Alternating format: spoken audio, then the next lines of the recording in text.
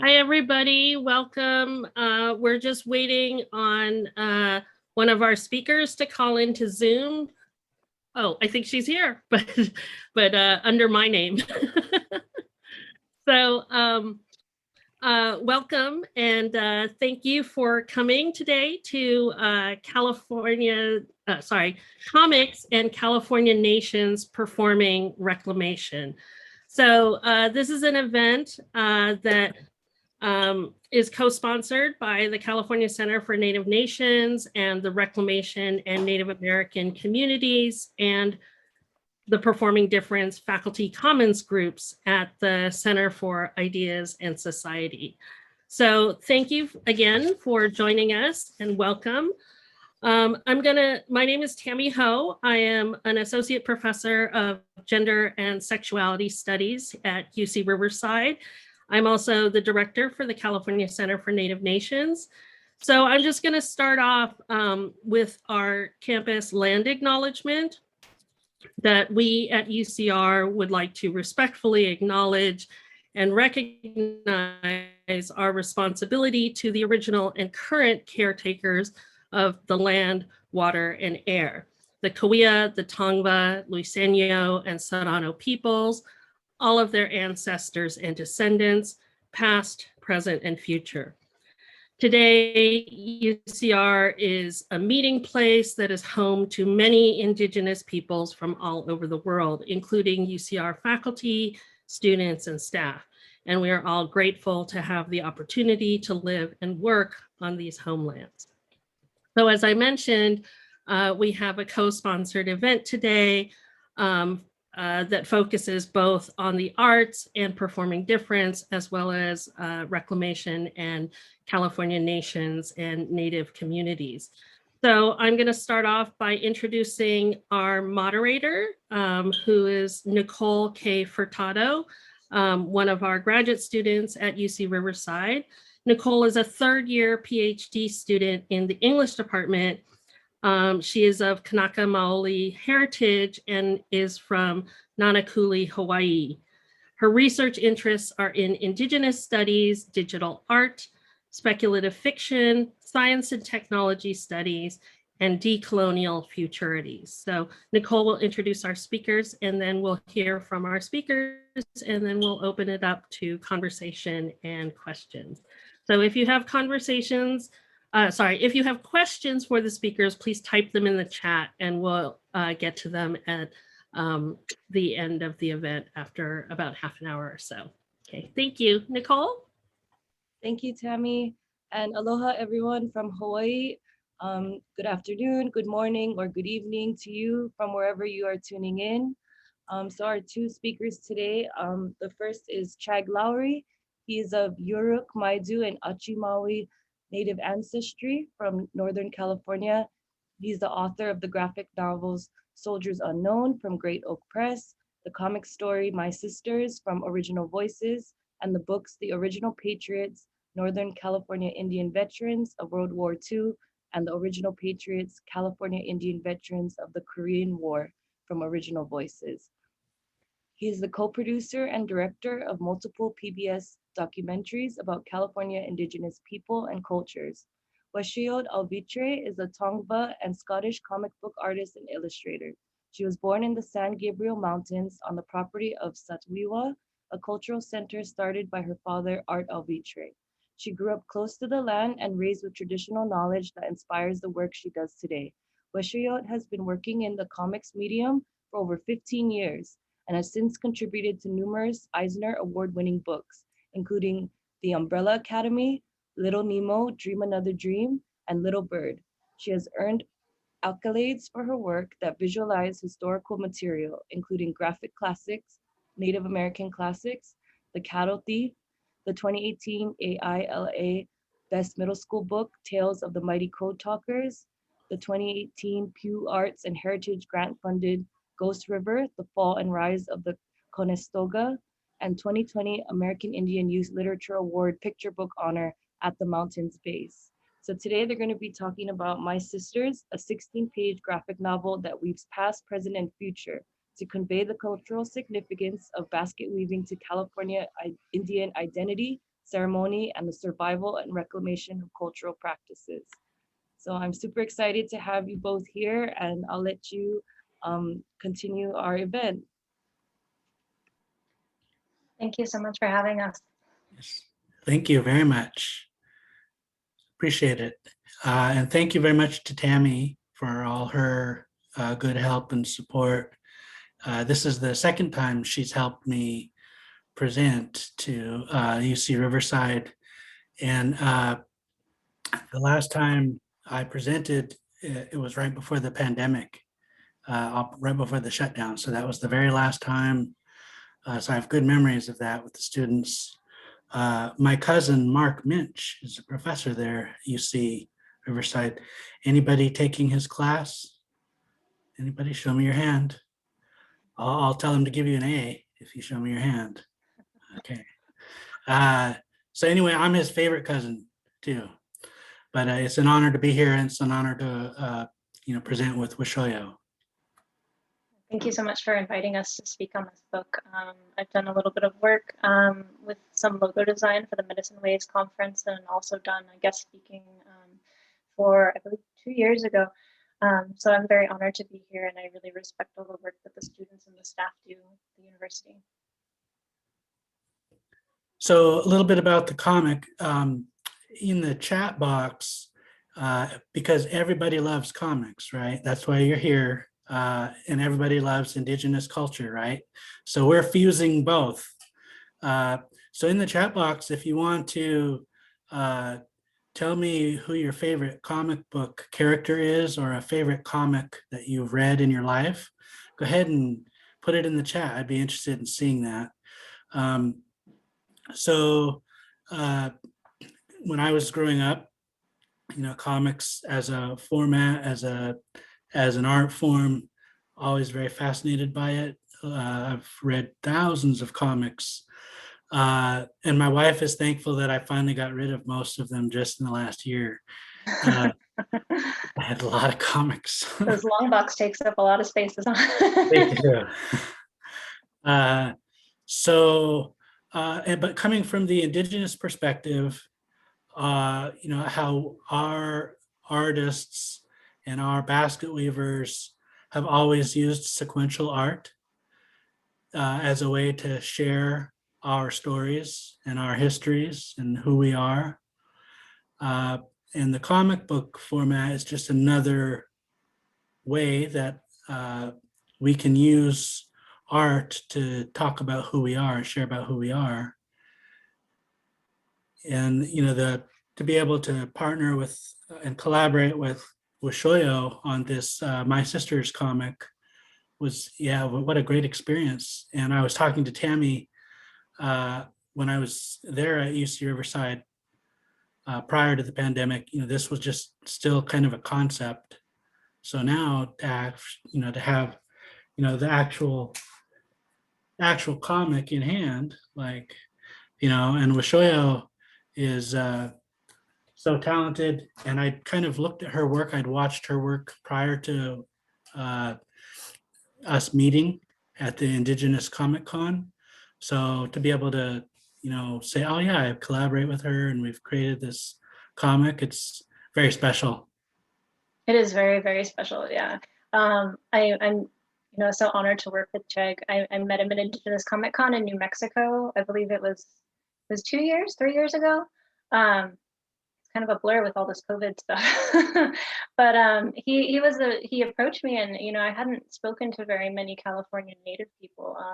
A lot of the people that kind of came to my table, they were a lot of New Mexico natives, and a lot of people that were from Midwest Native tribes. And it's always, I always feel like we're sort of the minority in large gatherings, and it was so nice to speak with him. He introduced himself, and we hit it off right off the bat. And I think the first day we spoke for about an hour, just about representation. And he was so excited to meet another California Native person doing sort of comics and writing. So I was happy to sit down and talk with him. But I think we have a really strong history, just the Native community, in telling our stories through visual medium. So if you go back through, archaeological records, you see the way that we used to sort of tell a lot of our stories was number one through oral history, which was storytelling. But I think number two, you know, a lot of our medicine people told our stories through petroglyph rock paintings, especially here in California. And there's such a beautiful visual history of that left for our people. And it's not necessarily literal story translation. It's kind of open to interpretation depending on, you know, how much knowledge you have passed down from your ancestors. So I really reflect on that in doing comic book work, and especially now that I've sort of moved a little bit more into telling my own stories and telling stories of Native California centered materials. I reflect on that, and I feel like it's more of a comfort level for me personally. So Chag had, you know, proposed doing a story about basket weavers because he has many, many basket weavers in his family. And my community has basket weaving as a tradition. We did junkus baskets. However, Chag's family, you know, they can still gather up in their spaces. They have open land, they have access to materials, and they have such a beautiful, vibrant current culture and current tradition of basket weaving that I kind of came in on this project with a little bit of a different story, just because I have a different association with my land base and with the access to my plant materials and stuff. So it was a really kind of an emotional journey for me personally to enter this in. And, you know, Chag was so wonderful in providing me open space to also write in the story, which I really appreciated. And I think it's just such a beautiful balance of Northern California and Southern California and the different perspectives, our similarities in materials and the respect that we show to basketry as a tradition, but also the differences that we have just based in our, you know, our access to the materials, what's happened to our environments, and, you know, culture loss as well. Yeah, thank you, Weshoyot. Growing up, you know, especially on my mother's side, I'm Yurok from up on the North Coast, Northwestern California and Humboldt County. So growing up was taught that once our baskets are used in ceremony, they are considered as living members of society. And, you know, there's every culture is, you know, different, but that is a little bit of a common thread in a lot of indigenous cultures, that the baskets that are used in ceremony, you know, have a spirit and convey stories and histories and family histories. And so I was always intrigued by the concept of, if baskets could talk or if they could write, what would they say? What would they tell us? So that's where I came from with this story that I don't know how many of you have a copy of the comic or if you've read it. Okay, cool. If this were a class, you ladies would get the A+ who are showing it. But if you look at it, it can be actually looked at the narration in a dual manner, in that the baskets are the narrator, or the basket materials are the narrator, and then also the women, the basket weavers, can also be the narrator. And it was very special that Weshoyot co-wrote that, you know, we went by culture, like, you know, the first couple pages are Yurok, and then the middle are her peoples, the Tongva, and then the ending couple pages are the Mountain Maidu, which is my father's side. And then the last spread is kind of a combination of a lot of different California baskets who are, you know, ending and saying, you know, to the younger generation. And that's what I always thought. Baskets always spoke to me. Like, they would always say, you know, they would always tell me, you know, here's our hope, here's our responsibility. And with comics, you know, comic books are all about often superheroes or potential role models. And to me, the basket weavers in our cultures are the role models and the superheroes. They are the advocates and the activists. If we have safe spaces to gather, then it's due to them, that they have carried on that discipline. And if we regain those safe spaces, it's going to be due to artists like Weshoyot who convey the imagery. I think there's power in the spoken word, but as Indigenous people, the imagery is very important too. Yeah, and I think when I was approached to do this project, just the way Chag had laid it out, writing from the basket's perspective, that was something that I thought about a little bit when I did my first round of script, and then he sort of read it back because I was also juggling with like the headspace of, the difference is he was sending me all these beautiful pictures of up north and their gathering spaces and telling me stories about the bear grass and how he would go gather supplies for his aunts and his grandparents. And it hit me emotionally because I'm like, God, I would love to go and do that, but like I don't have access to those materials. And I have a story from my dad who he really wanted to try to get into basketry revitalization when he was helping start up CIBA in Newbury Park right after I was born. And they have a little like a wetlands area that's right behind the cultural center there. And he was trying to get juncus, just seeds or some sort of plants to propagate there.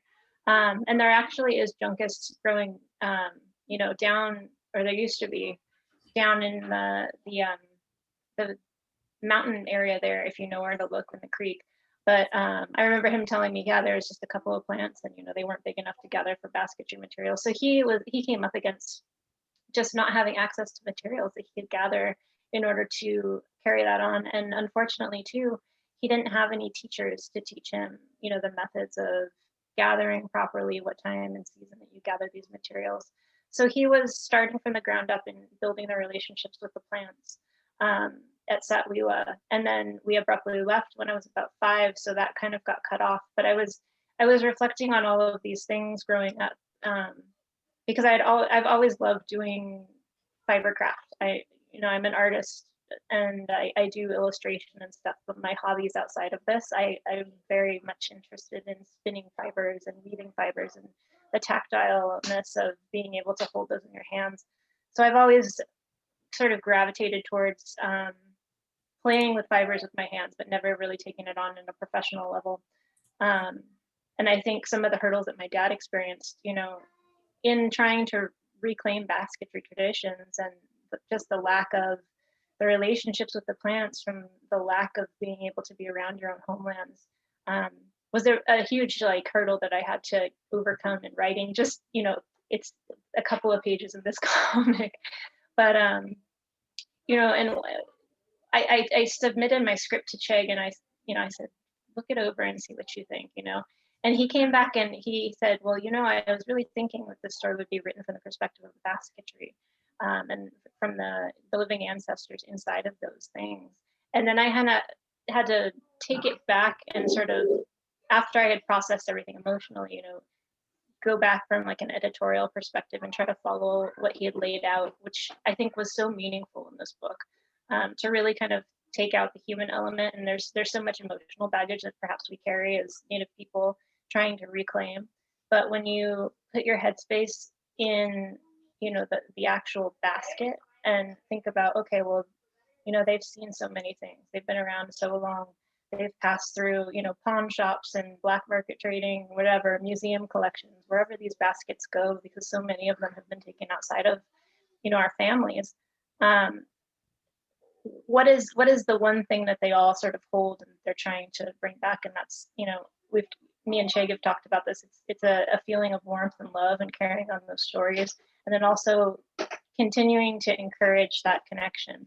And I think that is really the strength of the book. And I keep telling him that I think that this should be like an extended book. I think that there's so many more stories to tell, and I think that we could really, carry it out further, because there's so many interesting perspectives in what basketry and what baskets mean to us as people, and how it's reflected in our daily lives. So I'm excited to, I think we might team up on some further stories along this vein.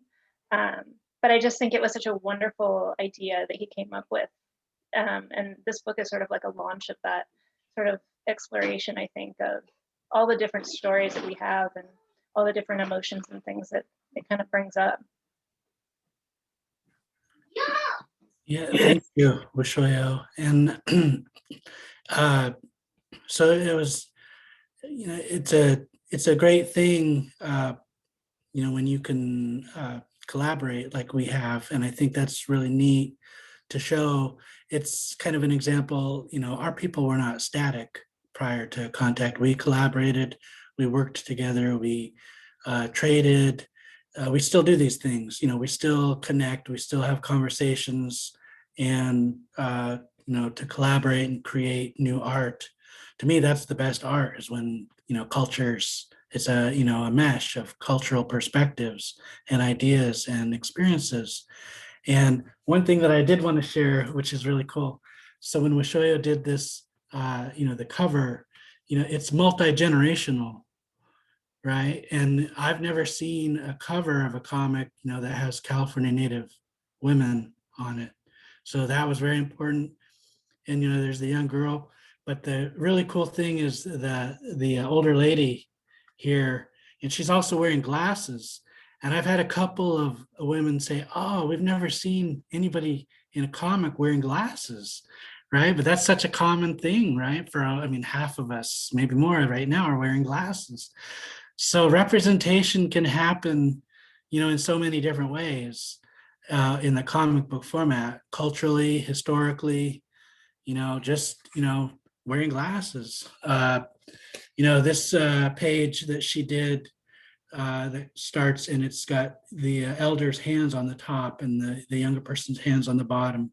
And this was an unfinished basket that my great grandmother had, and I sent a picture of it to Weshoyot. And yeah, she was like, "Oh, I have to draw this and create this." And so we found the spot where to put it.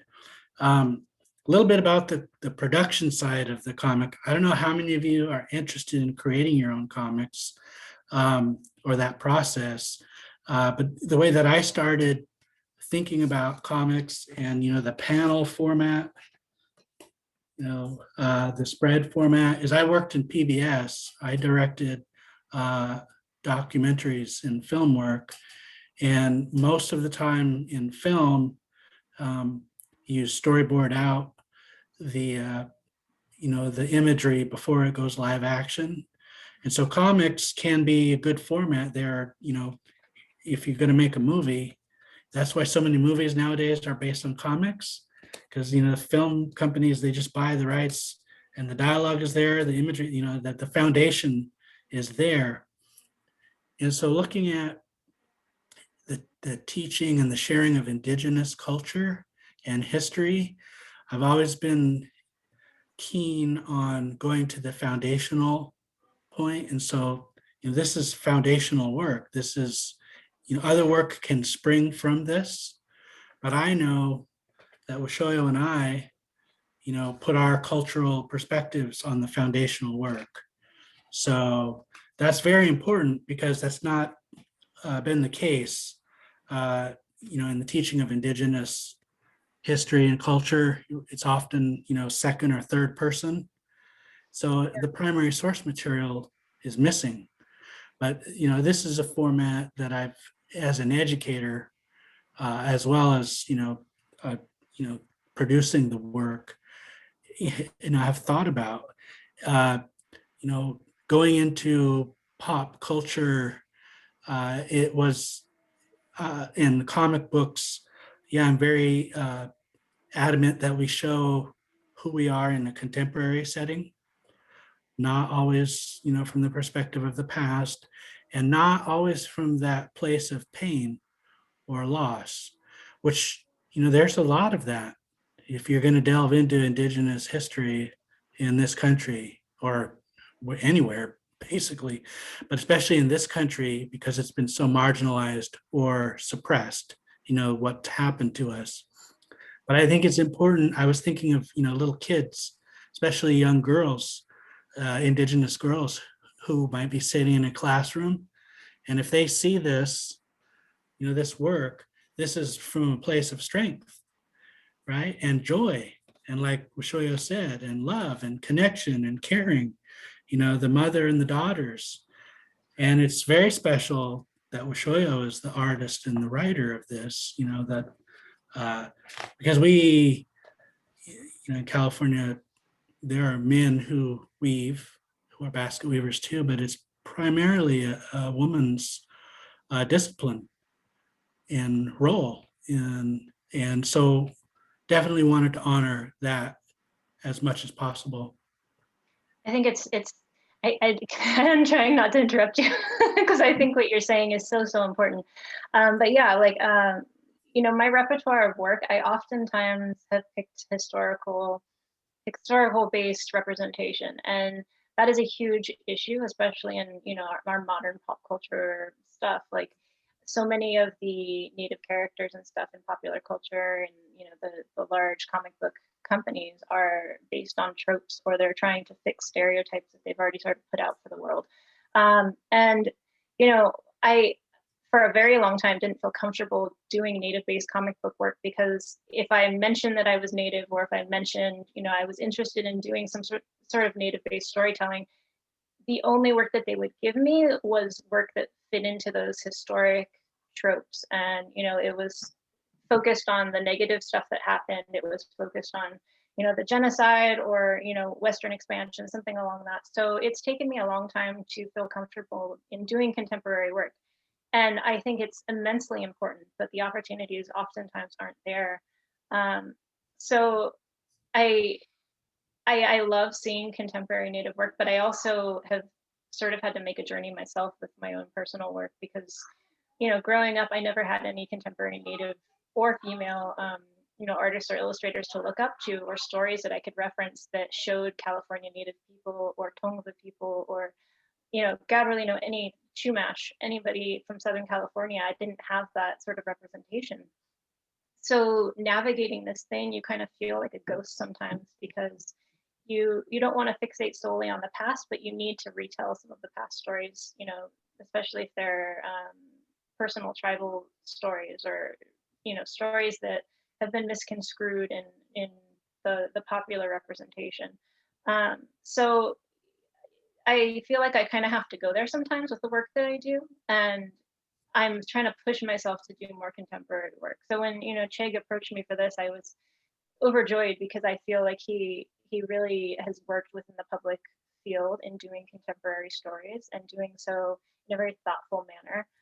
Another important thing that I want to touch base on the story too is his wife, Rebecca. She wrote a beautiful educational tool. It's a curriculum guide that people can use, and it really builds off of the short story that we wrote, but applies it to ways that younger kids can apply it to their life, and reflecting and connecting to not only their heritage, but how these things go back and forth. And I think that's so important, and something that we really need, and that I wish I had when I was a kid. So I'm so thankful to be involved in this project, and to sort of have him hold my hand a little bit in working in a more contemporary setting, because it's not an area that I necessarily feel comfortable with. I oftentimes feel kind of at home in the past, because the only things I had to relate to growing up were past things, or ancestors, or the brief little thing that you might be able to see in a museum if you were lucky, that would be representative of my culture. If it was an artifact or something, like that meant the world to me. So that's my comfort zone.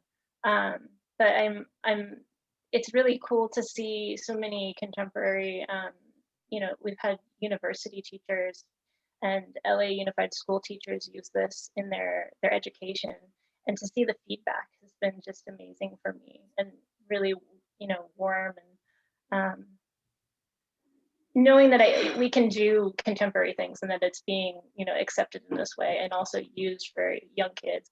So I'm looking forward to doing more projects like this, and more stories about Basketweavers. But I think that's an important side of it too, is being allowed to tell our stories, but also being allowed to reset the narrative in the public education system. So hats off to Rebecca Lowry too for her educational guide, which I hope you guys can download when you're through with the Zoom. But yeah, thank you for mentioning that. it is all, as Indigenous artists or culture bearers or writers, there's always the context of, we create this work, but there's also an educational component to it, right? Sometimes I wish there wasn't, but there needs to be. What could we just create and not worry about the context or the history but that's our role. That's where we're at right now, I guess.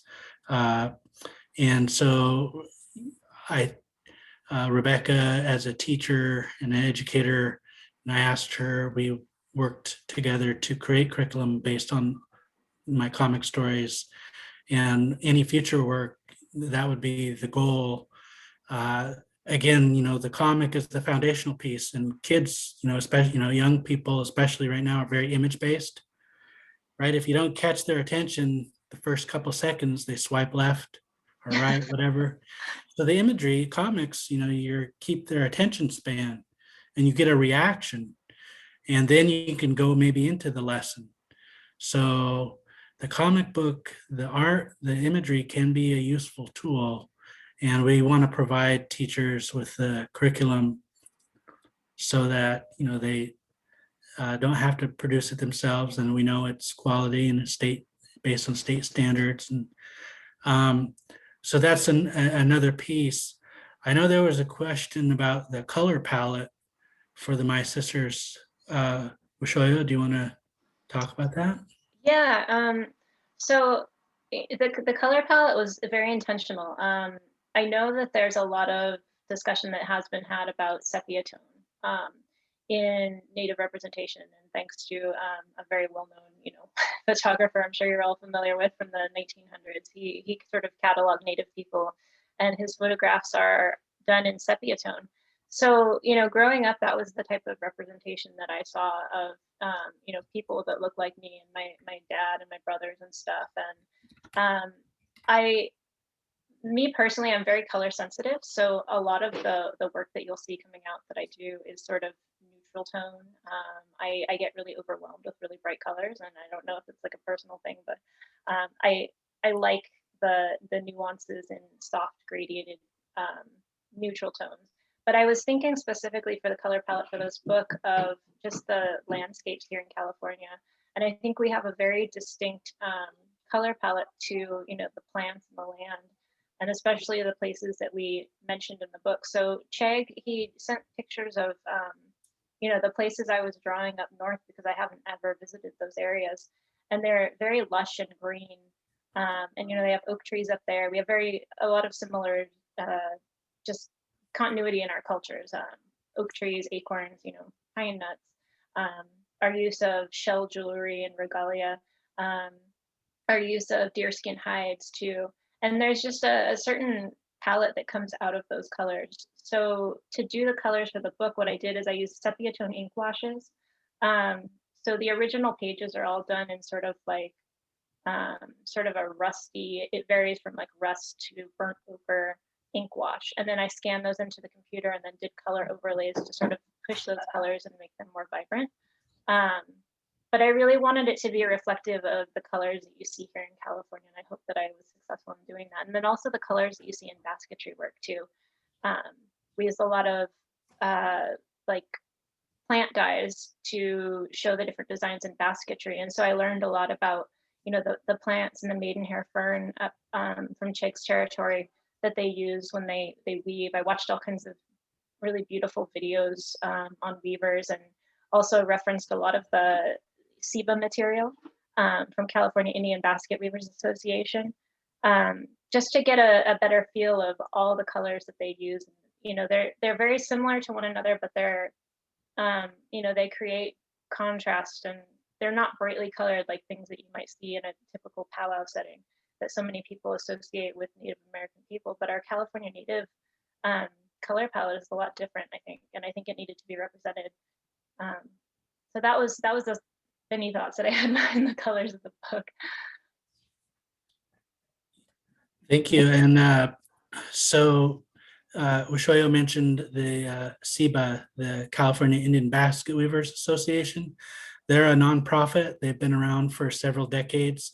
They're collection of basket weavers and basket weaving advocates amongst California Native nations, and they've done a lot of advocacy and education work. And so I asked them, their board of directors, to look at our work and endorse it. And they did. And it's the first publication that they've ever endorsed in their history. And it was really, very special. And part of it was, to honor them and to honor the fact that we have Native-led organizations and structures that should be viewed as the authority for when we tell our own stories or when we create our own curriculum. And so, looking at the power dynamic in publishing, right? And so, that was very special. The other aspect of basketry as a discipline that I've always thought about is the use of fire in basketry. And everybody who lives in California is impacted by this philosophy of, prior to contact, our Native people, this was not just a wilderness, an untouched wilderness. Okay, that's the myth within Manifest Destiny, that concept. Our people in all of these areas used fire as a way to manage the land relationship, not manage the land, but it was a component of the relationship that we each have with the lands, our homelands, our ancestral homelands. And fire was a big component and should still be a big component of that. A lot of the advocates and activists in our Native communities have been basket weavers, and they've, educated on the fact that the basket material needs to be burned out. These places, they're controlled burns. So when the Forest Service and the California Department of Forestry were created, and there's, those are baby organizations, right? They're 100 years old at the most. That's nothing. That's not a discipline. That's a theory, okay? And it needs to be an outdated theory that they follow in terms of fire suppression. You can't have a healthy ecosystem without fire as a component. And so any indigenous basket that you see in California, that's a reflection of that philosophy, because you can only create strong baskets out of strong materials. You can only have strong materials if you use and incorporate fire on a consistent basis. And so, what do the baskets represent? That's very important that we as Indigenous people continue to talk amongst each other and advocate, and we decide the narrative. To me, imagery is so powerful because imagery controls a narrative, right? The images that people see, like Weshoyot mentioned, the photographer who was Edward Curtis at the turn of the last century in the sepia tone. One of the two of the things that Curtis did, Edward Curtis was Theodore Roosevelt's favorite photographer, and Roosevelt sponsored him to go out and photograph Native people at the turn of the last century because they were supposedly dying out. Curtis, what he did is he staged a lot of his photographs, and he actually had most, if not all, of the Native people in his photographs. They weren't allowed to smile. So if you look at his photographs, they're very stoic. They're very posed, very stiff. And that conveyed this impression that as Native people, we're stoic or maybe kind of warrior-like, or that, we're not emotional. But the very opposite is true. We're very emotional. I mean, if you were to, say something bad about Baby Yoda to me, I would get very emotional, okay? Very emotional. But so, that's the power of imagery. And then, the other thing that Curtis did is he had the Native people wear their regalia in an everyday scenario. It's like they wouldn't wear, their regalia or, you know, a lot of what they were wearing, but he wanted to make them look interesting and make them look, uh, dress them up kind of a thing. And so as Native people, our narrative has been defined in a big way by those images because that's what people always saw and that's what they thought of us. So it's artists like Weshoyot, with her talent and her discipline, and now we have the real, the true life images. Yeah, it's theatrics. I mean, I deliberately didn't mention his name. I figured everybody would, put two and two together, and I don't like to, you know, put his work up on a pedestal like so many people do. His work was important because without his work, we wouldn't have had these small snapshots of what was left of culture after westward expansion and after genocide and after the gold rush, where the state of California was literally paying people to, go and kill Native American men, women, and children and bring back their scalps for a federal government bounty, which is a really terrible history, but it's the truth. So the Native people in the Curtis photos are the survivors of all of that. So they've had to go through, tremendous emotional hurdles, just survival hurdles to be in those photographs. And I think, it's a sad way to remember our people, to be put up on a pedestal, almost dressed up in like a theatrical way, and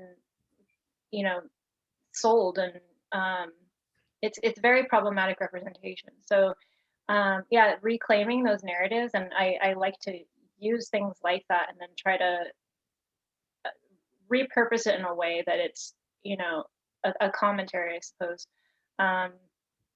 And what Chag was saying too about our relationship with fire, I mean, once again, I don't want to interrupt you, but it's so important. And I think, with all of the climate crisis stuff going on right now, people are starting to listen to Native and Indigenous people a little bit more about their knowledge and their connection to the land. And, it would be a really wonderful time. And I think we could see a lot of environmental healing if they put Indigenous viewpoints at the forefront instead of money at the forefront and agricultural or oil or whatever else it is to make big bucks.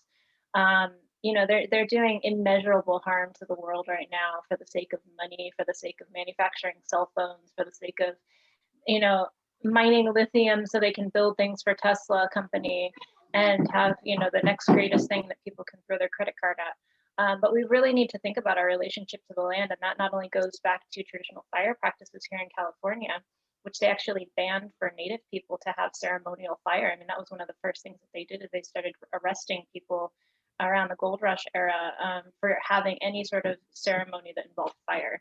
And then after that, the Forest Service was invented and sort of banned people from having controlled burns in any sort of way. Okay, I'll help you in just a sec. But I think also our relationship to the water, and that's something that, as a Tonga person, I'm very connected to. We were seafaring people. We subsisted off of the plants and animal life that was directly tied to the ocean. And, we made the Channel Islands, Pimugna, and, San Nicolas our home, and we traveled in boats. And that relationship was just so important to our livelihood. So that also ties into the basketry work, though, too. My tribe traditionally uses Juncus textilis for the basketry material primarily, and that sort of grows in areas with wetlands. But any of these plants that we use for basketry materials rely on clean water and healthy microorganisms. And when you're doing basketry work, a lot of the time, and there's an image in the comic where the mother is showing the girls how to split maidenhair fern, and she's holding it in her mouth and she's peeling it away. And just that act of placing the materials in your mouth, the taste and the smell of that, but also being able to harvest materials that are not toxic. That's a huge issue here in Southern California. I mean, the LA River is cemented in. That was our major waterway. The San Gabriel River is polluted. These are huge problems, and how we can't have those relationships with our plant relatives anymore because of huge city pollution and people not caring about the health of the waterways. They don't see that relationship on how it ties into the plants. and then further, up the food chain to the animals, to the people, to everybody else. So I just think that's such an important thing. I mean, branching out from the basketry work and really focusing on, relationships with fire and relationships with water, and how both those things need to be in balance in order for our basketry materials to survive and to thrive. And I think maybe there's a couple of questions in the chat too that we could maybe address.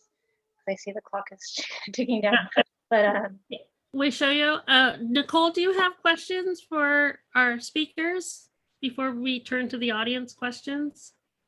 Oh yeah, I have a few. I think some of you asked in the audience similar questions, so I can either skip over those or kind of ask if you could maybe expand on it. But I guess my first question, it's mostly comments and questions. If you feel like you want to expand. can we just maybe address some of them? Is that cool? Like, Yeah, that's yeah. good. So I loved how Chag, you said that the baskets are like living ancestors, and like playing with this idea of narrativity with the story, with the graphic novel, letting the baskets be the narrators, and potentially having the Basketweavers be the narrators as well. So there's this like whole collaborative element happening with the storytelling, and then even with a collaborative element in how the comic book came together. So I really loved how you mentioned that. Also, with the color choice, like if you want to jump in and speak more about that as well, I Yeah, would of love. course. Somebody had asked if the people photographed were given credit or if they're left anonymous. And the people that I did use photo reference for were provided from pictures from Chag's immediate family, and I'm pretty sure he asked permission. I'll let him go into that. Sure. Yeah, I if that was the question about the people in the comic, and then I didn't know if it was a question about Edward Curtis's pictures either. But that's, a big thing. That part of the discipline in indigenous art and basket weaving is everything is permission based, and everything is based on a discipline of intergenerational teaching. That you can't just come in and ask questions. You have elders and teachers that choose, that select, the person or the young person, and they teach them the discipline, and they are the mentors. And that's what, the basket represents too. It represents strong, healthy mentorship. And that's a key element, I think, in any culture that is important if you're going to have healthy future generations, is how do you connect to the good mentors in your life and in your community and in your culture. And that's why art and music and ceremony is so important, above all else, I think. And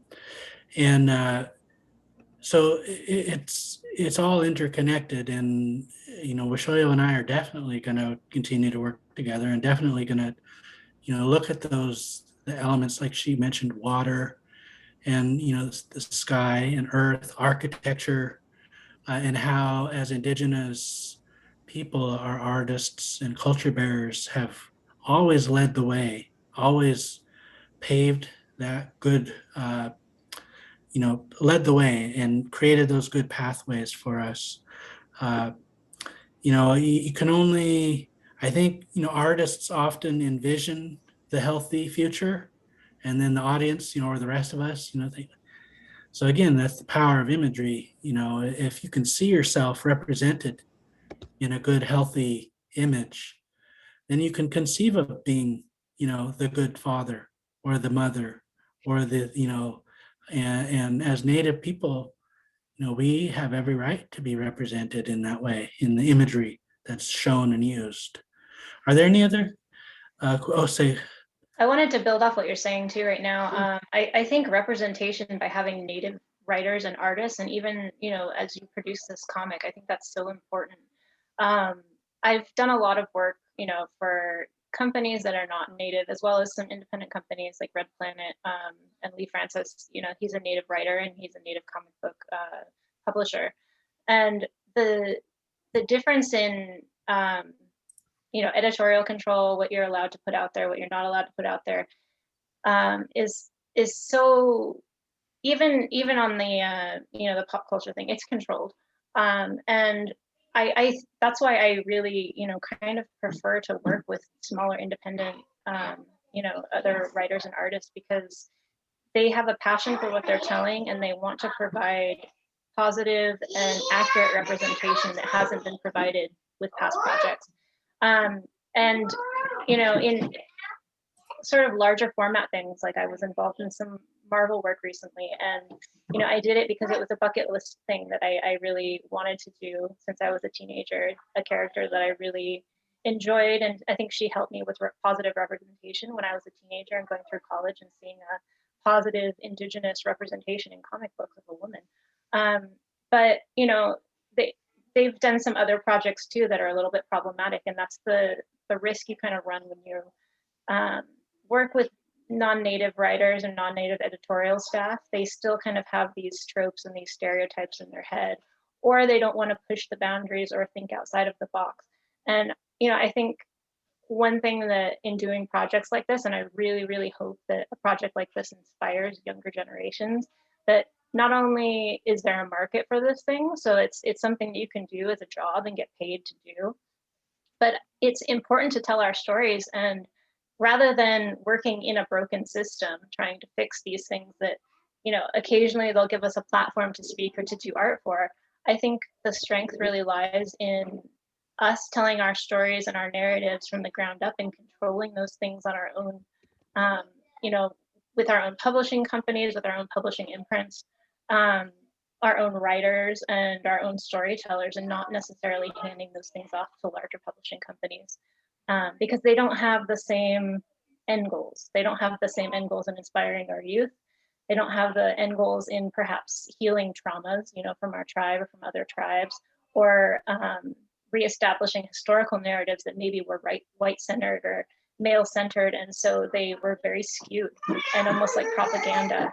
And that's something that I personally have, done with my own tribe's history, because we're never given that space to talk about our own places, our own lands, our own sacred sites, in our own way and with that respect. So I really hope that this comic might lay the foundation for more people to do that and feel comfortable in doing that, to know that you don't have to have a ton of money, or you don't have to have an overhead publisher publishing these things, especially with all of the Kickstarters and everything. It's possible to do. You just have to have the passion to do it and the drive to do it, and then complete something, and do it to the best of your ability for the right reasons, and then put it out there in the world. And I think it will be accepted in a good way. So I hope that answers Lydia's question a little bit. That was a very good, eloquent answer. So this comic, I produced it. Weshoyot created the logo, but original voices, that's basically me. That's as the publisher. I learned how to publish books. I've written a couple of books. This is one that I wrote on where I compiled interviews that I did with Korean War veterans several years ago, and I, independently published it, because I'll never accept a non-native editor to oversee my work that I create. I don't think I could ever do it. And not because it's politically correct, but I've always thought in terms of, as Indigenous people, our ancestors and our families suffered and sacrificed tremendously for us to be here today and to delve into or share our cultural perspectives. So no one has the right to oversee that or to deny me as the writer or the artist. If I want to create a coffee table book, I'm going to create it in that way. And I did. It took 7 years. So, and I had to raise money for it. But you can do it, as Weshoyot said. Now with Kickstarter and, there's online formats. The publishing industry in and of itself fascinates me. What do publishers really have? right? There's really two elements to me that what publishers have. They have money, right? They have the ability to drop X amount of money into an idea, a story or a comic idea. And two, they're supposed to have standards. They're supposed to have reputable, transparent, rigor, whether it's academic, cultural, professional, all right? But the publishing industry, they've got the money. They've not had that second element, to me, in my opinion, in terms of publishing accurate, respectful information and history about my Indigenous people. So, where I come from is, from a structural standpoint, is this comic, these works that we create as independent. I view it as not even independent publishing. I view it as Indigenous publishing. Yeah, It's and that's such a Indigenous good. published. Oh, go ahead. It is. Yeah, and the more Indigenous publishers that come out of the woodwork or establish their own companies, the better, I think, for all, because there's over 502 federally recognized tribes. There's many more, including my tribe, that's not federally recognized in this country. And if you could imagine having a publishing company out of each tribe, that's over 600 different publishing companies that all have their own special visual representation, their own stories. So if you look at it that way, there's so much material for these publishers to show representation. And when you look at the statistics in major publishing, I think native representation is less than 1%. And in the children's market, it's something like 0.9 or something ridiculous. We're beneath, Asian Americans, African Americans, we're beneath stories and books about inanimate objects and animals as the main character. And that needs to be remedied. And, I'm so happy to see a lot of Indigenous women taking the lead in publishing right now. A lot of them are starting their own imprints at major companies, providing areas where we can tell our own stories. But at the end of the day, it is still a major publisher. And, you have to see their perspective is leaning on making sales and making money. And so you have to think about, okay, am I going to go with a major publisher because, their prerogative is to make the most money off of the material, or am I going to either go with a native independent publisher where, they may not pay the same rates and they may not have the same reach, but there's a heart there, and you could potentially do more, I think, healing and work and have more of an impact in allowing those stories to come out from an independent publisher if the information is very centered around that tribe or that area, that location where they need those types of stories to be told. So yeah, like major publishing is definitely better than comic books as far as proper Indigenous representation. Comics has a long way to go. And I'm seeing much more respect being given in major publishing houses with Indigenous storytelling as opposed to, major comic book studios. But a lot needs to happen. And I think, with the way things are set up with social media advertising and with crowdfunding now, I think it's easier than ever to either start your own imprint or publish independently or publish under an independent imprint. Here in Southern California, we have the Malky Museum and the Malky Book Imprint, which my dad was always, as a kid, he would have enough money to order something from Malky. It was like the big, like a kid's book order, the biggest thing that you could do. So over the years, and I think my love of books and collecting books and stuff stemmed really from his love of books and love for getting back in touch with information in the only way that he kind of knew. But to see that imprint now, I mean, they have some of the most important Southern California Native books available. And they're still, they're a small publishing house, but the work that they do and the books that they have are so, so important to our communities. So that I like to, always use as an example because I order from them and I love the work that they do. But starting from the ground up, I mean, that was really something that came out of just pure love and the desire to have a sovereign stamp on the material that was coming out. And I think that's really important. Awesome. So I think we only have time for two more questions. So I just wanted to make sure to ask you, what was it like working with the community to publish this comic, and how might it be different from your work, Chag, with Native veterans and Soldiers Unknown, and your work, Weshoyot, with Marvel? And then also, if you guys just have any other future projects coming up. I think, Chag, you might have something in speculative fiction. So if you guys want to kind of tell us about that.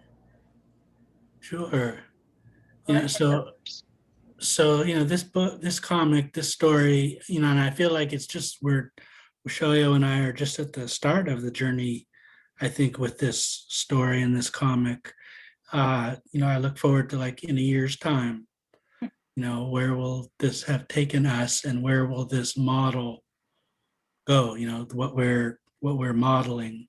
Um, I think, because I know I'm at the age where, you know, uh, it's okay to, put yourself out there and, put your name on work. There's, historical trauma attached to, when you're an Indigenous artist, putting yourself out there, your work out there. And I appreciate that, we've been given nothing but support and, encouragement. And events like this are encouraging, and very healing, for us. I know Weshoyot and I'll, create a lot more good work. I mean, my dream, and I'm gonna, I'll say it right now, I'd love to work with Weshoyot for like a year straight on nothing but, with work with her. Maybe that'll happen down the road, right? But I think it would be dynamic. I think it'd be so cool. So, there was a question like, oh, who are your, the writers or the artists that you look at? Well, she's the one that I look to. I mean, she is talented, disciplined, and you have to be disciplined as a Native artist, right? We have a lot of talented young Native artists. I encourage you to remember, you got to stay disciplined. You have to produce good, high quality work on a deadline, you know. Um, but and I know that there are young people out there that, are going to be inspired by, this concept, I think, I hope. And one real brief, so my next story, here's some of the imagery. I'm writing a story on Ishi that has a Ishi in, and that's going to come out in about a month. It's a very short story, but that's something in the future.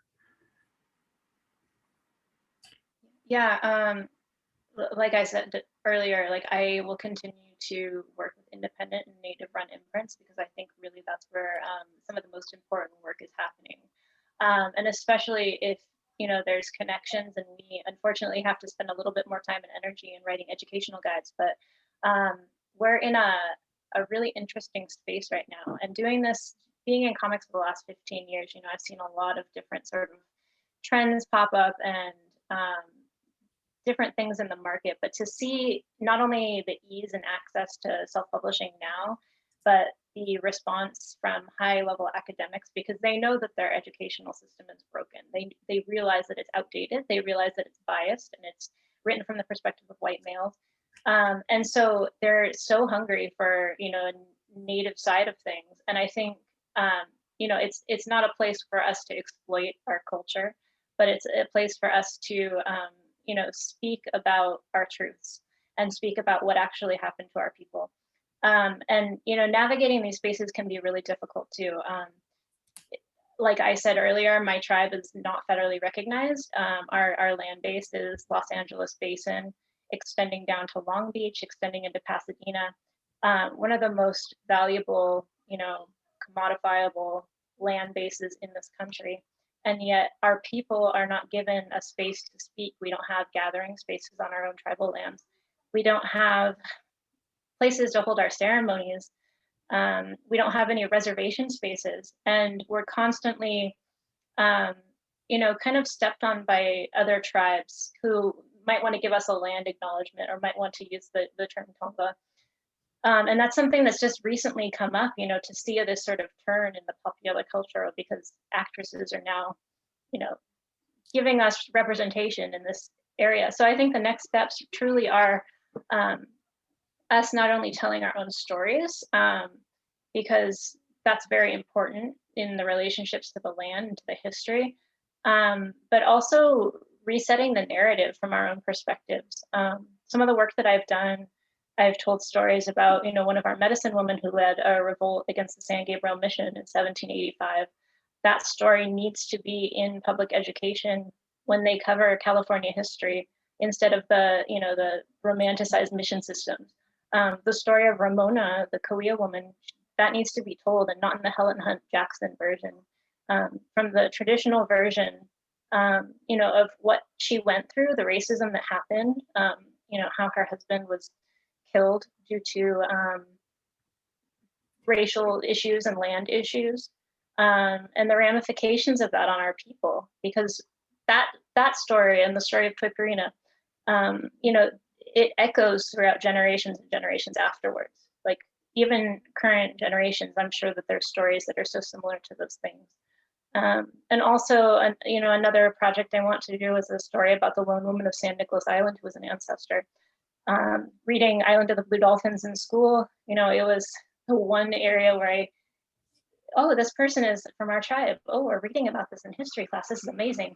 And then you sit down and they pop in the VHS tape and you get to watch the misinformation of the video and the misinformation that went into the book. And you as a child, you sit back and you're like, God, like, you're filled with so many mixed emotions of hurt and sadness and anger and confusion on why this is being taught to people about your own people from a white male writer. And things like that are so problematic and so hurtful and really traumatizing to children growing up. So the work that I really want to focus on is to sort of reset those, so future generations of kids don't have to go through the stuff that I had to go through growing up. And I don't really think about it all that much until I revisit those things, and I'm like, wow, that really was terrible. Having to go through that, having to go through these lies about the mission system was terrible. Like, why weren't we told the truth? Even now, like the Channel Islands national parks, they have all these archaeological videos and stuff about the lone woman, and they have her materials up at the Santa Barbara Museum of Natural History. And it's so problematic to me as a person who's related to her, through tribal relations, to see her valuables on display for the public next to a book that's so problematic in telling her story. And I don't think that it's respectful. I don't think that it's educational when they continue to leave our narrative out of that. And I think that the only way for us to maybe rectify these things is to speak out and tell our stories and get them out into these spaces. So, it might start from the ground up, and it might be like a seed, and it takes a lot of watering and a lot of love and a lot of care. But if we do those things, it can grow into something that will be very fruitful, and it can feed a large community, like an oak tree or something. But we need to do those work, because the end result, it's gonna reach far beyond us now. And I think that's really where my heart lies. So, sorry, that's a really extended answer to that question, but I'm really passionate about the work that I do take on, and I'm so grateful for places like this to be able to discuss this type of work, because I think it's so important to know that there's people out there that maybe have experienced the same thing, or that they can really utilize these stories that we're telling, and it's a very supportive environment. So I'm just so grateful to see these changes, not only in publishing and in the academic world and in the Native community. People are really coming together more now, I think, through social media and really supporting one another. And I think that's so important. So thank you, UCR, for having us. Well, we're incredibly thrilled. I think we're technically over time, but the thing is, we have all these fantastic questions and we love listening to you. So how are both of you doing in terms of time? Should we conclude? Or can you answer one more question each, perhaps? Yeah. I didn't Nicole, know if there's anybody after us, so I was like, oh, I gotta. You can ask as many questions as you want. We can also talk about Star Wars too, if you, I mean, if you really, really want to. I would drop everything Star Wars. Nicole, you want to jump in? I think, oh yeah, I guess I just had like a question on what it was like to collaborate on writing the script for it. Because I noticed that like in the title page, like Chag, you wrote from pages 1 to 4 and 8 to 12, and then Weshoyot, you did 5 to 7. So what was that like coming up with the words together to tell the story? Yeah, he kind of left it open. He kind of wrote but I feel like it's like an Oreo cookie. But he wrote the beginning, and sort of laid this foundation for me to build off of. And then he also had the conclusion. So it sort of let me know how this was going to wrap up. So I think the biggest challenge for me was, dealing with my internal feelings and just the differences in basket weaving materials, access, like I mentioned, access to materials, all these things, and even knowledge, because I didn't grow up with those things. I don't really necessarily have them, except for maybe things that I've learned from my aunt and things that I've learned from my dad. I don't have like a larger community that I can go out and ask questions to. So I was feeling, a little like I didn't want to just like totally bomb this story, because his script was so positive and uplifting. I was like, how am I gonna balance this out? So dealing with my own, emotions towards this first, and then really focusing on what he had told me about writing from the perspective of the baskets. That was what really, I think, saved me and allowed me to, write those pages in the end. But it was a really easy experience. I mean, it was nice to just build off of what he had already established in the script. He sent over his stuff, and then I just sort of like followed suit. So Awesome. I mean, I think it says one of the reviews on the back said that there's like a lyrical sense to how the story is written, and I totally agree with that. I liked everything, but my favorites, I think this is on page 5. All right, can you hear it? There are new feet reinvigorating those memories by stepping along those old worn trails, intentions traveling from the sun on their roots, cut down on their toes like lightning in the ground to let us know they've come to visit. Like that was so beautiful to read. I like actually shared it with my Kanaka Maoli grandma, and I let her read it. And she loved that part too. She was like, wow, there's like a lot of mana or like power in the words and the images. So oh, thank you. It gave me goosebumps.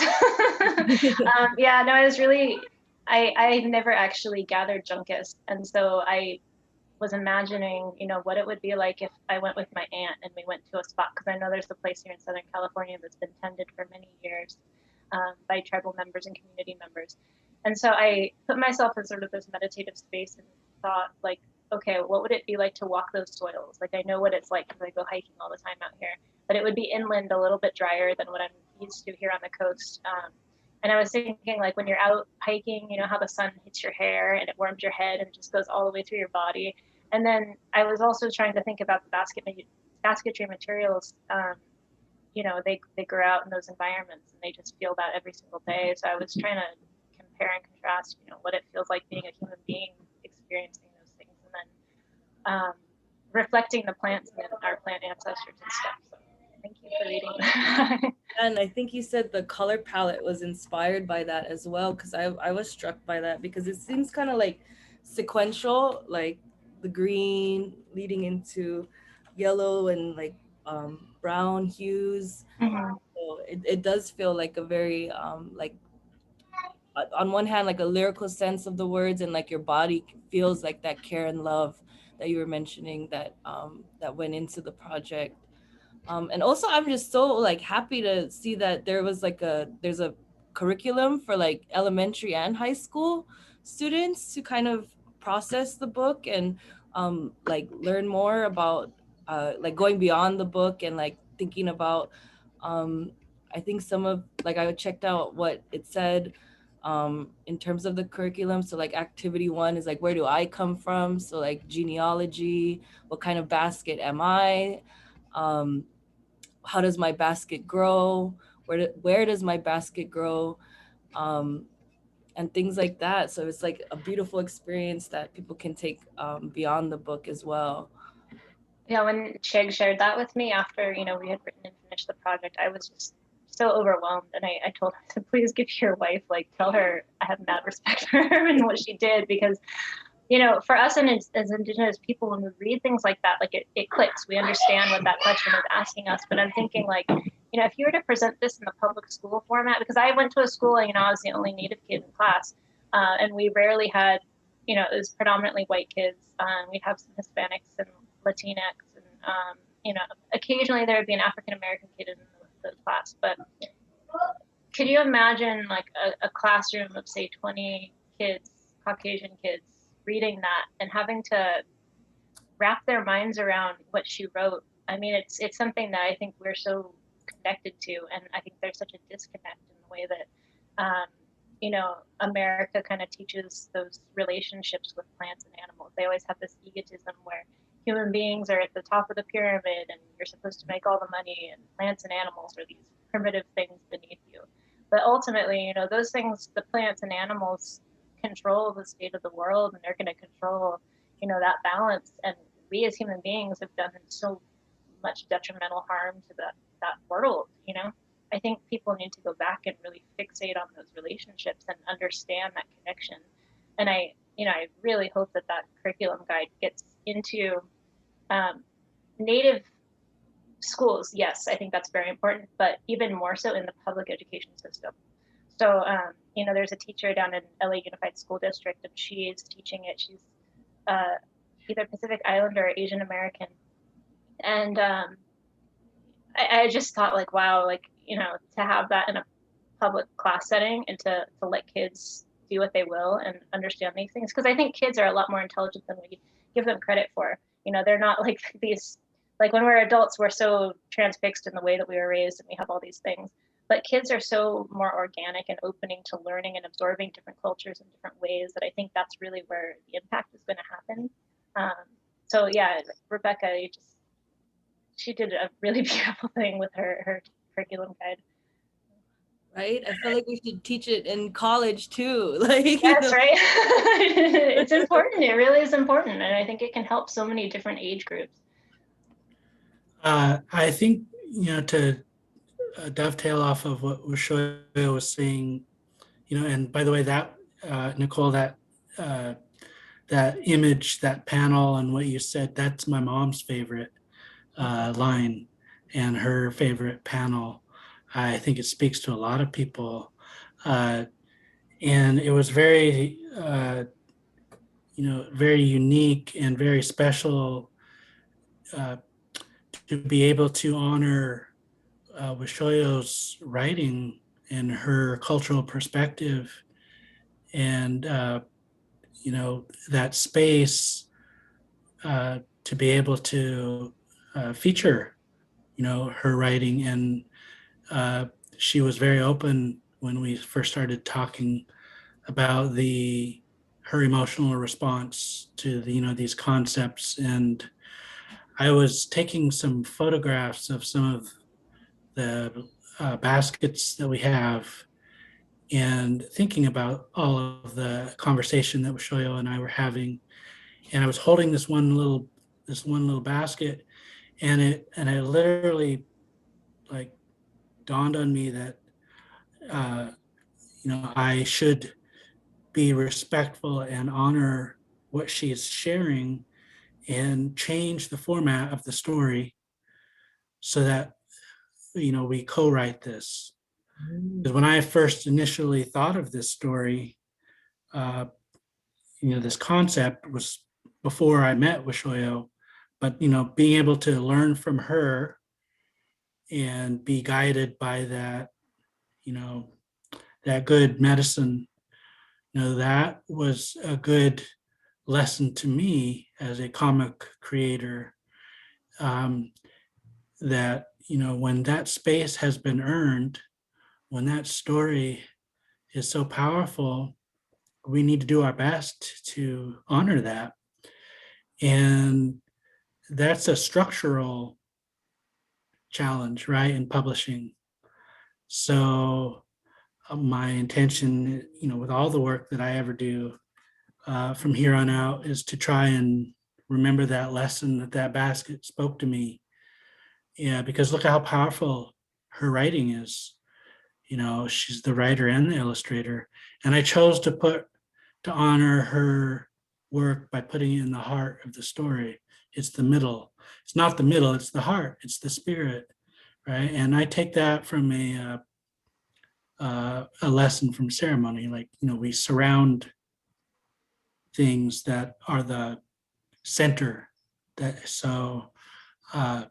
Yeah, I look forward to Weshoyot's future writing just as much as her future illustrations. And, that's the only way we'll make, I think, as an Indigenous people, it has to be our artists and our writers that, pave that way into the academic structure that has been weaponized against us for so long.